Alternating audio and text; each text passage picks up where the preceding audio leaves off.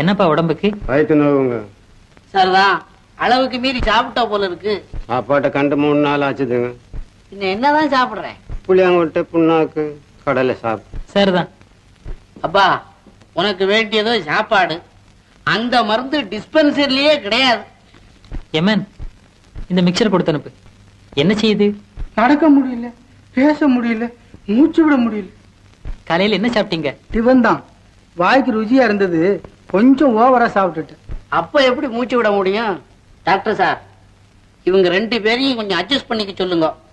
இவங்க 2 பேருக்கு நோய் கிடையாது. இவருக்கோ பசி, அவருக்கோ அஜீரணம். மருந்து வேண்டாம், உண்ணாவிரதம் இருங்க, சரியா போயிடும். டாக்டர் சார், பாத்தீங்களா சார் உலகம் எப்படி இருக்குதுன்னு? அடே, நீ இன்னுமா இருக்க? ஏப்பா, தண்ணி குடிக்கும் போது டம்ளரை புடிங்கிட்டியோ?